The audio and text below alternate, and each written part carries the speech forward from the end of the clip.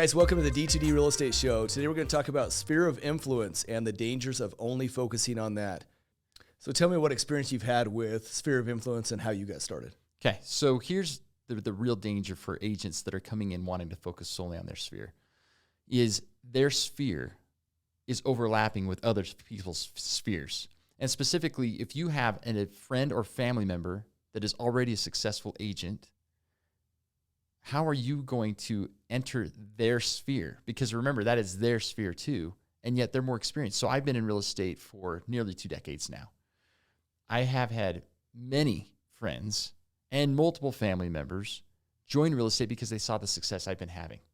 And so when those family members come in and get their license, how is that family member going to convince other family members, don't use Craig, use me instead, when Craig's the guy who's been in the business for a long time and has a really great track record of success? Why do they do that then? I mean, when you start real estate, the first thing they asked me to do was take 300 of my people that I know, get their names, phone numbers, and start calling them. Why is that such a big thing in our industry then? I think it's because brokerages don't know how to teach people how to go out and hunt and talk to people that they don't know.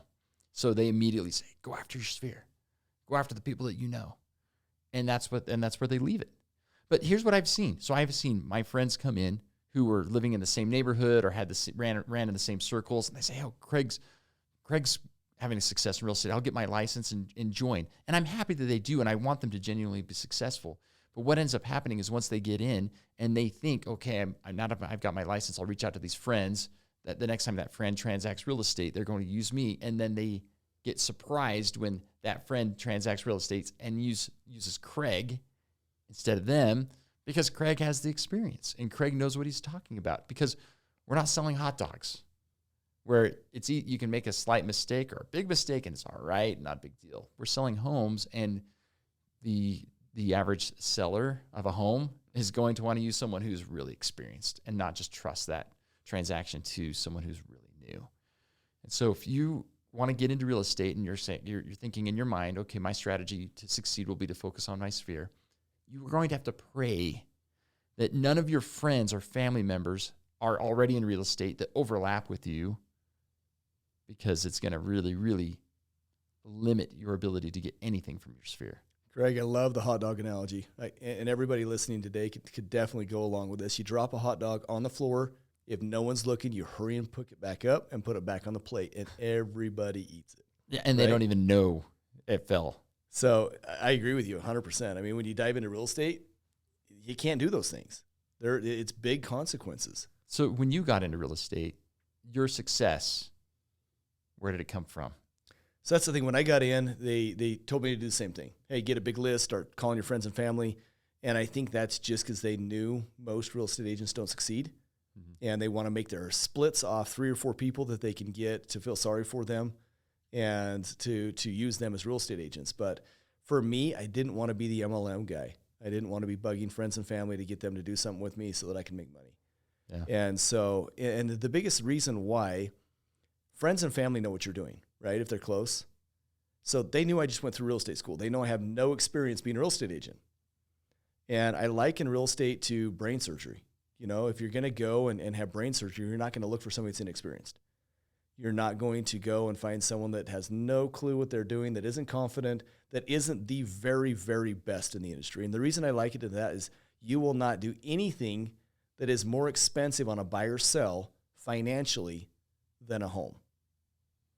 So as I started gathering that, I couldn't go to friends and family and say, hey, I'm your guy. Yeah. Because I wasn't the most experienced and I didn't have all the details. Granted, I was probably better than a lot of agents out there that have been doing friends and family for years. But I went straight to door knocking. And so as I went out and started door knocking, I sold 10 homes my first month, which is pretty unheard of. But the fact is, I used that credibility with every closing to post on social media. And my mindset was, the more people that see me transacting in real estate and doing volume and high-end volume, the more they can trust me. The more experience I have, the better I am. And once I get to a point where they can trust me without me reaching out to them, they will reach out to me. And so, in other words, the key to get into your sphere really is through demonstrating to your sphere that you are now the expert. Correct. And so I love that angle that you took to get in. And that's really one of the key successes to get into your sphere is by showing that you are the expert and posting about your closings and having them realize, oh, Duane knows what he's talking about. Maybe I should trust him with real estate. I think one of the key factors of that is you look as a real estate agent commissions, right? If you go to a friends or family, they want a deal. You're my uncle, you're my friend, you're my cousin. I want you to do this for free practically, or I'll do it for 1%. And when you go and build out a relationship where they're coming to you because you're successful, the commission splits doesn't come into play because they're coming to you rather than you going to them begging them to help them out with their real estate needs. Yeah, I think that's a great angle in there. So I think one of the key advices that we would give on this is that if you are going into real estate right now and wanting to get in and thinking you can succeed without having to go outside your sphere of influence, analyze your sphere of influence real quick and see, do any of your friends or family members who are in real estate overlap with you on that? What kind of grasp do they already have on your sphere? How many of you, the people in your sphere, are already connected well to another real estate agent? If your marketing plan, when you get your license, is to announce to your sphere that you now have a real estate license and you think that your sphere is going to come to you, the wake-up call is that it's not going to happen that way. Well, they may get 1 or 2 deals a year out of it, but that's not going to feed you. Part-time agent, not a full-time agent. And so really the key is to really grasp, to really set up a solid foundation for the growth in your real estate business. You need to be able to talk to people you do not know and have a marketing plan designed to get you in front of people you do not know. So how long does it take to build that? I mean, what would you say would be the magic number if someone wasn't to come in and expect to just grow a sphere of influence? How fast do you think they could build that up where the sphere of influence is calling them? Hey, so it really depends on how much effort you put into talking to these people that that you do not know. Because we have agents, we see this in our own brokerage right now, right? We see agents that come in and they don't go after the sphere at all. They're going after people they do not know. And the ones that do it and do it well, they're picking up deals. Like we have agents that are 3-4 months into the business and they're already closing multiple deals and building up a pipeline for future deals. Like they're already on the ground creating what will be a very successful long-term real estate business and has nothing to do with their SOI. Has everything to do with the fact that they're out there getting in front of people they do not know. So I think to answer the question, based on our experience with agents that have come through the brokerage, that if you're willing to get out in front of people you do not know and put in the time and the energy to do it, you will create a successful business from year one.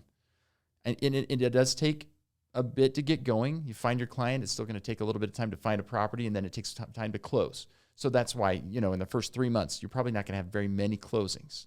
But by day 91, you should have money coming in.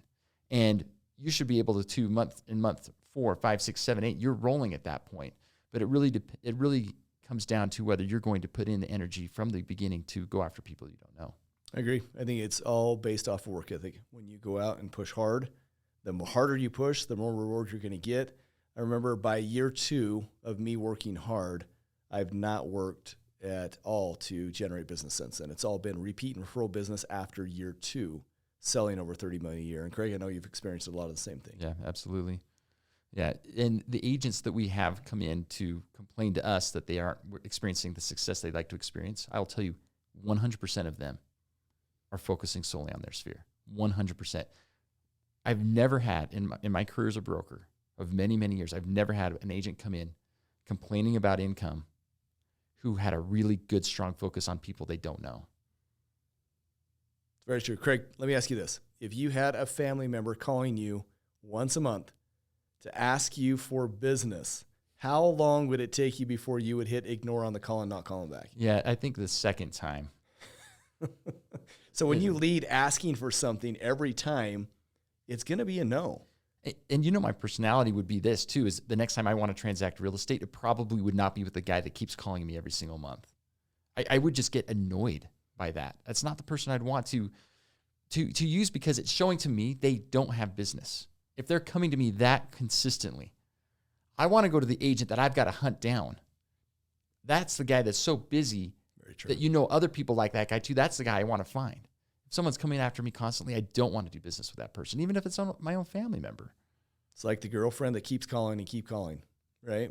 That's not the one you want to talk to. It's the one that's playing hard to get that you can't catch. So I agree with you, 100%. So, piece of advice: you want to succeed in real estate, you got to have a really, really, really good strategy for the people you don't know. And earn the business. If you want to get to where you are having people call you, they're going to call you because they see your success. Don't expect them just to hand it to you. Well, we'd love to meet any of you who may be listening in this audience. Come to one of our webinars. We go over additional marketing strategies, and you can ask us very pointed questions, and we will give you pointed answers on how you can grow your own business specifically and take your business to the next level. So come join one of our webinars. It's free, and we'd love to meet you. We've made it super easy for you. You just got to click the link in the description. Thanks for listening today.